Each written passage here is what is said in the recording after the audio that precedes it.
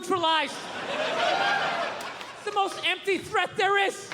Do it right in front of her. Join me! Yeah. I've never understood that threat. That's like somebody putting a chain around your refrigerator, but you got a sandwich in your pocket, right? A never-ending sandwich. Like some biblical shit, like Jesus with the fucking bread or whatever, right? So now, what's the last thing she can do? What can she do now? Be moody? You can't handle that? You know, walk by the TV without looking at you? Only make herself something yummy out in the kitchen? Who gives a fuck? Dude, my wife does that. I just sit there, I just start commentating. Oh, here she comes again, walking by the TV. She really must be mad. She's never body slammed me once, ever. I'm not saying to be a dick, all right? I'm just saying, you gotta keep them honest. Every once in a while, you gotta have a little pushback. Yeah. The rest of the shit, I'm learning that about women. You just kind of fucking, you want to keep them calm. Keep them calm, like a rescue dog, right? Just, everything's cool. Everything's cool, just, yeah, this is great. I'm having a great time, you know? Oh, no, your friends are awesome. Very interesting party. I am talking to people. I'm talking to people. I am having a good time here. That's what you do. You just do that enough. Then when you bark back, you got a little something. Like, here's an olive branch I've extended to her. Is basically, we fight a lot over television, so I don't know. I've kind of come her way, she's come my way. She watches a little bit of sports. I occasionally will watch like a romantic comedy, which, I don't care. The nerd's gonna fuck the cheerleader. I'll watch it, right? I don't mind them. It's an uplifting story. I just don't like the love scenes in romantic comedies. They creep me out. They're just so fucking nice. It's like missionary style. There's candles. That stupid saxophone music. It always goes down. Like the saxophone implies the penetration, right? Because they can't show it. They gotta make her this one-dimensional, this little angel. They ignore the other 90% of her sexuality. No hair pulling, no ass slapping, none of that shit. None of that taboo stuff of a woman's sexuality that's never brought up. That whole hold me down, but let me up, but hold me down.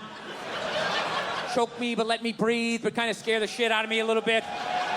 I want to feel your power, but I want to be safe, but let me know if you really want it to. That whole 50 Shades of Rape, whatever the hell that is. Yeah. I don't even pretend to understand it. I remember the first time a woman wanted to get me to like choke her a little bit. I didn't even know what she was doing. I was just so psyched to be getting laid. I was just, trying. And she just kept taking my hand and she kept putting it like right here. And then I didn't know what she was doing. I thought she was like testing my core strength or something. I was just like. And finally, I'm just like, what are you doing? She's just like, I don't know, just kind of like, it's like squeeze a little bit. Yeah, it's kind of like, squeeze it. Why don't you want to do it? It'll be fun. Why don't I want to do it? I don't think I want a passed out naked woman with my fingerprints all around her neck. Having the cop show up. Yeah, she's in there, officer. Damn this thing. It was her idea. I swear to God, it was her idea. Yeah, they always make it nice in those movies. Like the raciest thing they'll do is maybe every once in a while they kiss up against a wall. I guess women like walls. I didn't know that. There's a lot of up against the wall kissing. Oh my God, it's the wall. Oh my God. It's supporting me. Maybe he'll support me. It's a metaphor. I love it. Right? Yeah. I saw one the other night. They were doing that, and then out of nowhere, they started having sex up against the wall. And I'm like, finally, something a little bit more interesting, right? But they were doing it standing up facing each other, missionary style. Arguably, one of the most difficult positions there is. As I mentioned last time I came through town, I wanted to get a gun. I do. Yeah. But I finally given up on that. I gave up on that dream. My wife doesn't want me to get one, so. Yeah, she didn't want to. You gotta pick your fucking battles. I'm gonna learn how to fly a helicopter on the sly. I can't fucking have some 357 hanging around. I'm doing whatever I want, all right? What I say go, eat it, right? Can't be that person. No, it bums me out, because all I wanted to do was just I just want to get a 22. That's all I wanted. Perfect gun for home protection. 22 caliber. You laughing at that, sir? That's not enough? I don't know. I'm down south. What do you think? That's not enough, right? You want... You shotgun, right? 44. You guys are out of your minds. You're out of your fucking minds. Let me ask you, all you gun guys, right, who are gonna make fun if I had a 22? What's with your 22, that little queer gun? Do you keep it between your buttocks? Is that the holster? Is that what you do with your gay little gun? Yeah, you need a big gun. All you fucking guys. Let me ask you this, all you guys with your guns. You know, have you ever shot the fucking thing without earplugs? You ever done that? Or you like most people, you take it down to the gun range, you put your earplugs in, put your headset on, take it out of the briefcase. You got your little yellow tinted fucking glasses, right? You look at your spread or whatever, and then you put it back in there, right? You ever shot that thing without fucking earplugs? Because that's what's gonna happen when that intruder comes in. You're not gonna have time to be, hang on a second, let me just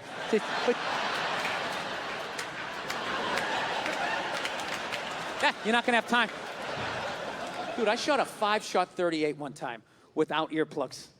Okay, I was landscaping this guy's yard, right? He comes out the end of the job, he goes, hey, I got this 5-shot 38. You wanna go down the street, you know, there's a burned out car, maybe we take a couple shots or whatever, you know? You know what's funny?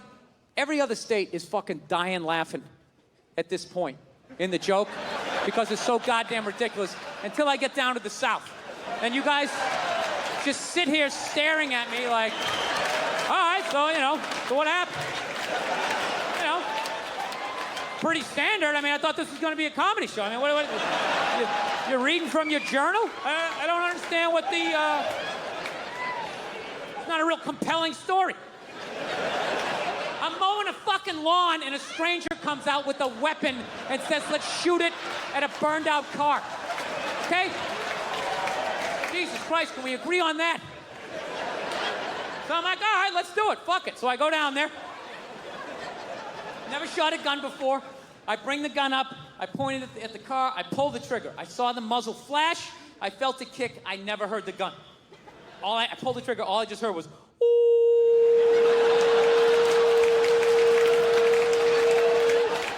I shot the gun 4 more times, never heard it. It didn't get louder, didn't get quieter, just kept seeing flashes. Woo!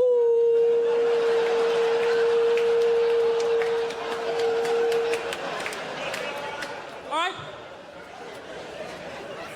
So let's take one of your fucking guns, all right? Let's just say, for the sake of argument, all right, you got that thing sitting on a nightstand, loaded, right? For God's sakes, tell me you have it there. Don't be one of these people that has, like, the gun here and the bullets there. You got the thing fucking loaded, ready to go. 3, 4 o'clock in the morning. This is when the psycho's coming in, too, right? That's when they come in. 3, 4 o'clock in the morning. Okay, they don't come by at, like, 6:30 at night as you're cutting into a pork chop. Hey, I'm out of my mind. I'm coming back in 20 minutes, so stretch out your hammies because it's going to get crazy, right? Not how it works. They wait till you're dead asleep, 3, 4 o'clock in the morning, right before REM sleep is kicking in. So let's just say, for the sake of argument, all you gun guys, you got your thing loaded, right? Your piece, right? Right there, loaded for bear. You're lying there, you know, same scenario, right? One leg under the covers, one without, shirt. 4 o'clock in the morning, you just...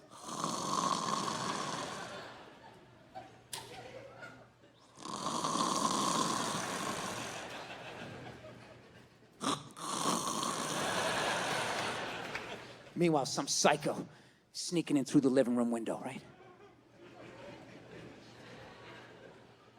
He brings in a fucking sickle.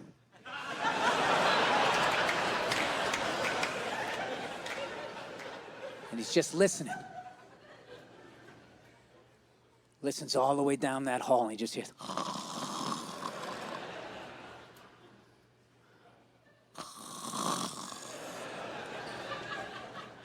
Trying not to squeak on the floorboards. and you're just fucking lying there, right?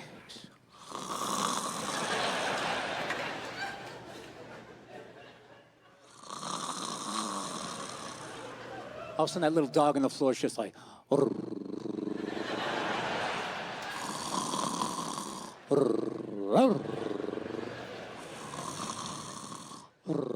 the matter? What's the matter? Huh? What's the matter? What's the matter? What? Huh? Huh? You hear something? What's the matter? What are you barking for? He's shaking. What's the matter? Huh? You hear something? What's...